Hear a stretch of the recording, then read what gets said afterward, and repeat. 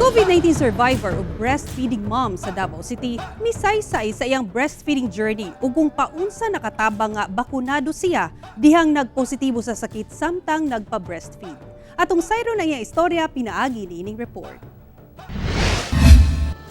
Wala magdahom si Mami Alex. Dili niya tinuod nga pangalan nga mahimong hagit alang kaniya ang pagpa-breastfeed sa iyang 2 anyos nga anak. Kinihuman siya nagpositibo sa COVID-19. Matod ni Mami Alex, nahadlok siya kay tungod gipanganak nga premature ang iyang baby dihang 6 ka bulan pa lang kini, delikado kining mataptan sa sakit.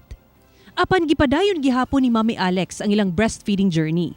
Sa dihang wala pa ang resulta, gisigurado niya nga nagadisinfect siya matag magpa-breastfeed.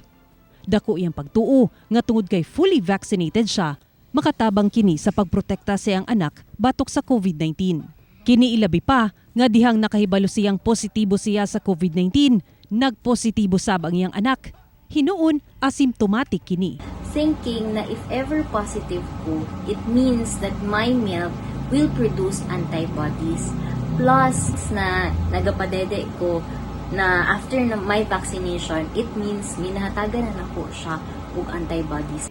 Matod sa mga breastfeeding expert, dako gayud kuno og ikatabang ang breastfeeding alang sa bata, ilabi na kung bakunado ang inahan.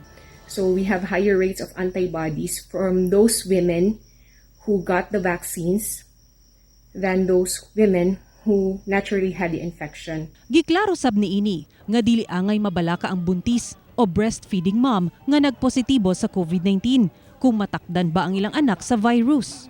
Vertical transmission from mother to her fetus is possible, but it's only around 1.8 to 2%. And when the mother gives birth and is COVID positive, she cannot transmit the virus through her breast milk. Busa tambag ni Mami Alex sa tanang breastfeeding moms. So, my advice to other moms, ayaw mo kahadlok na magpa-vaccinate and magpa-breastfeed sa inyong anak because in that way, we are somehow saving them, we are giving them antibodies. Ako si Sarah Hilomen Velasco para sa One Mindanao.